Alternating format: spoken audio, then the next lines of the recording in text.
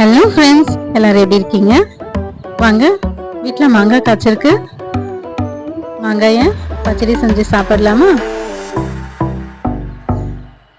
எங்கள் வீட்டு ஸ்டைலில் நாங்கள் எப்படி செய்கிறோன்னு காட்டியிருக்கேன். சாப்பிட்டு பார்த்துட்டு எப்படி இருக்குன்னு கமெண்ட் பாக்ஸில் சொல்லுங்கள். நாங்கள் இதை ரைஸோடு சாப்பிடுவோம். நீங்கள் எப்படி சாப்பிடுவீங்கன்னு கமெண்ட் பாக்ஸில் சொல்லிடுங்க. மாங்காய் பார்த்ததும் சாப்பிட்ணுன்னு எல்லாருக்குமே ஆசை இருக்கும் இல்லைங்களா? அதனால என் ஹஸ்பண்ட் எனக்கு மாங்காய் செஞ்சு கொடுங்க அப்படின்னு கேட்டாங்க, உப்புலாம் போட்டு. அதனால அதையும் செஞ்சு சாப்பிட்டாச்சு. வாங்க, இப்போ நம்ம பச்சடி எப்படி செய்யறதுன்னு பார்க்கலாமா? நாங்கள் இதை ரைஸ்க்கு சாப்பிட்டோம், அட்டகாசமாக இருந்தது. நீங்களும் சாப்பிட்டு பாருங்க, இப்படி இருக்குன்னு சொல்லுங்க. எண்ணெயில் கடுகு போட்டுக்கோங்க. கடுகு நல்லா பொரிஞ்சதுக்கப்புறம் வெங்காயம் போட்டுக்கோங்க.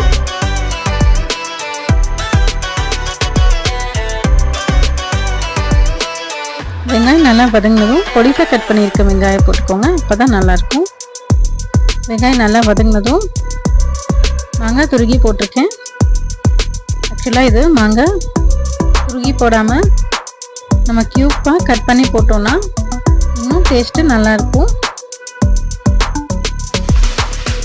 ஆனால் துருகி போட்டால் என் ஹஸ்பண்டுக்கு பிடிக்கும், அதனால துருகி போட்டிருக்கேன்.